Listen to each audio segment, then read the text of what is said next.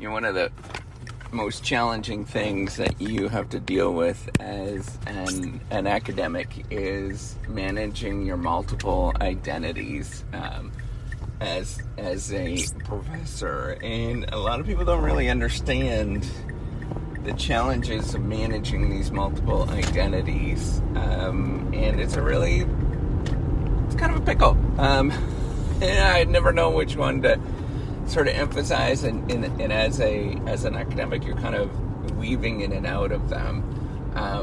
So I want to talk about that today. So if you don't know me, I am Professor Dave Maslach. I'm an Associate Professor of Innovation Strategy and Entrepreneurship, and I created this whole reciprocity project to give back as much as I possibly can. There's so many people that help me out that I wanted to pay the favor for, that help you out as much as I possibly can. So as a professor, so let me sort of talk about this, right? So what exactly is an identity? Well, it is it's a frame, it's a cognitive schema in which how you see yourself and others see you. And it is it's a challenge for academics, or a challenge for professors, because we have sort of different things that we do, and this is going to differ depending on what field you're in and sort of what sort of class of professor, I guess, you can sort of view yourself as. But we have all sorts of different identities, right? So we have the identity of a professor, the identity of a teacher, where we have to interact with students. But not only that, it's the identity of a teacher, of like, am I a college undergrad type teacher, or am I a graduate school type teacher? Am I an MBA for us in business school, or am I an MBA teacher? Do I interact with executives? And then you've also have sort of the research side of things, and that is not clear in terms of the identity that you have, and you often sort of interweave them, right? So I have identity as an innovation scholar, and I kind of don't necessarily, so I say innovation in entrepreneurship, but I don't necessarily view myself as strictly, I don't view myself as I'm only going to read about and think about innovation. I like thinking about, entrepreneurship, how to sort of start things, and, what does that actually mean to start things. But then I'm also, in the broader scheme of things, I'm a strategy professor, which is, there's lots of sort of questions we talk about in strategy that are much bigger, and you might be talking to somebody that's, what you learn as in entrepreneurship applies to IBM or applies to Google or whatever, right? Like, there's a larger sort of set of things that we talk about. But then, not only that, I investigate, and so people sort of view me as, hey, you're that person that looks at that context, right? So I'm looking at, medical devices, for example, is what I look at. Or I'm a failure person, so I look at learning from failure and trying to understand learning from failure and how we innovate from that. That there's all this sort of views that you might think about that are not clear in terms of, I'm just going to let this car go by. There's going to be another one in a second, but there's all sorts of things that you study and you interact as you do that. But then, there's also the identity that you have outside of the sort of there's still, like, on the academic side, there's still, the roles that you're playing, right? So you are, you're doing various service, or for me, I'm doing this reciprocity project, so people might view me as an entrepreneur. There's so many different things, but then you also have, like, your identity as a parent, which is really important to me. My identity that all these things are interacting is what I'm saying, and there's all these different roles. It's never clear, and people sort of don't really understand that there is many different identities that you're playing. There's a couple of more cars coming in the fire truck, so there must have been an accident.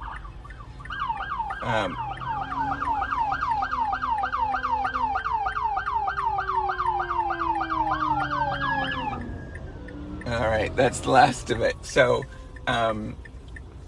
yet there's all these kind of things that you interact with, and your job is to turn on and off those various different roles. And it's tricky to sometimes do that because they conflict all the time, right? Like, especially your identity as, it's pretty obvious in terms of your identity as a parent versus what happens at work. I mean, that's really obvious, but even really subtle things that you think about, right? So my identity as doing research on medical devices might be, penalizing my identity as an innovation person, because people just view me as, oh, you're the only medical device person.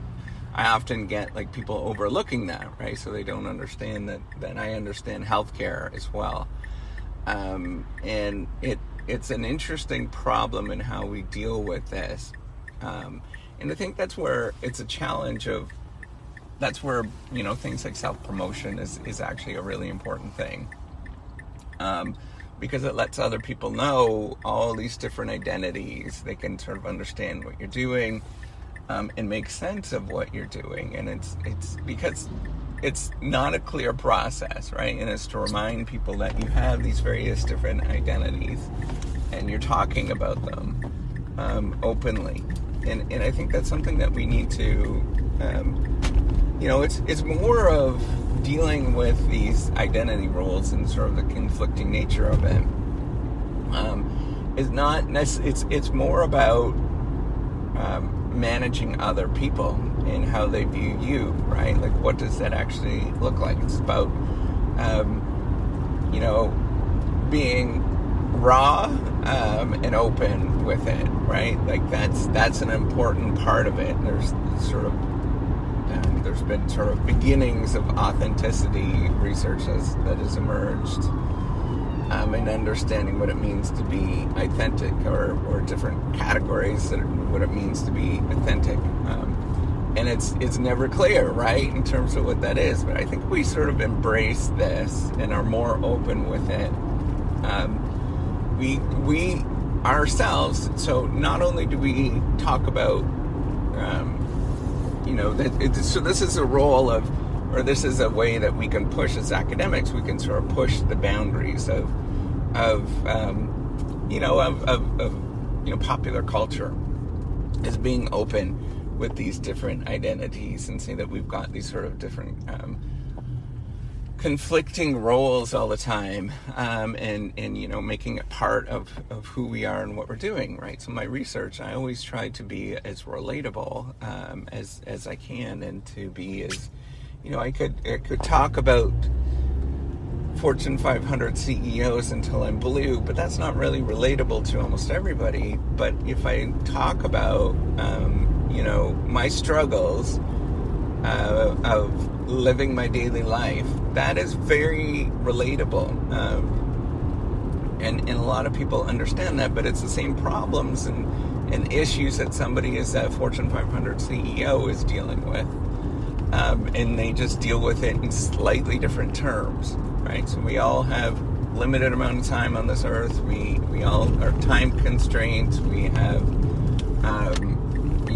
we have sort of different perceptions of time and all that kind of stuff, and how we deal with that is an important part of managing our life, right? So knowing that these identities are important. So this is where we can use this. This is where I'm going.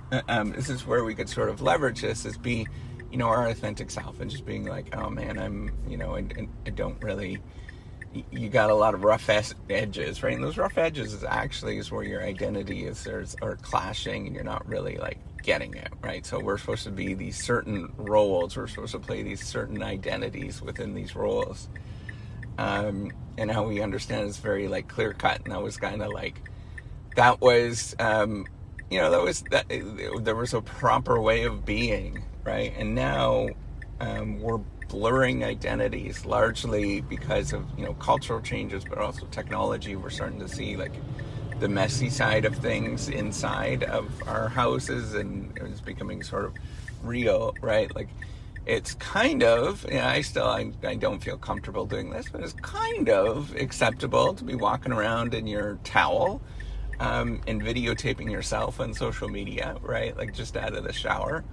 That seems a little unusual to me, but it's acceptable to see that on social media now, right? So it's acceptable in kind of real life. And how the one that gets me, that is like a real, I can't, and you do see students doing this all the time, is like people are bringing their phones and talking on their phones, literally talking on their phones when they're going into the restroom. And that's kind of like where you've got these two different roles of what it actually means. Your identity as being a bathroom person and what politeness means in the bathroom. And then you got your identity as like, okay, being polite and, being nice to somebody that's on the phone. And those are kind of clashing. I'm sort of struggling with sort of talking about this because I know the identity is a little bit more of a long run thing, but there is, you think about this, right? Like being in the bathroom is a long run thing. We've been taught, we understand what it means to be nice in the bathroom. And we've been taught to understand what it means to be, a good friend on the phone. So as we're dealing with this, remember, it's nice to be authentic. It's nice to sort of show these who you are, and these sort of rough edges around where we're clashing with these different identities that we have, these different roles that we play. But also, I think like that's how people actually connect with you, is to show these different things, and figuring out, an astute person figures out, which one do I play out? How do I connect with this, right? And what moment is it appropriate to do one of these and play up one of these identities and sort of downplay the other? So remember that as you go about your day thinking about this, right? So what I'm trying to say is, just be open and be okay with it. That nervousness is a sort of sign of you struggling with these different identities, right? And what it actually means, because you should feel as comfortable speaking in front of 2,000 people as you are in speaking in front of one person or 0 people. And it's you just kind of struggling with this and how to sort of make sense of what others make sense of you. So, anyways, have a good one. That's what I wanted to say. Hopefully you enjoyed this, and it was fun. All right, take care, and leave me a couple of comments on the pod. I do appreciate it. All right, bye.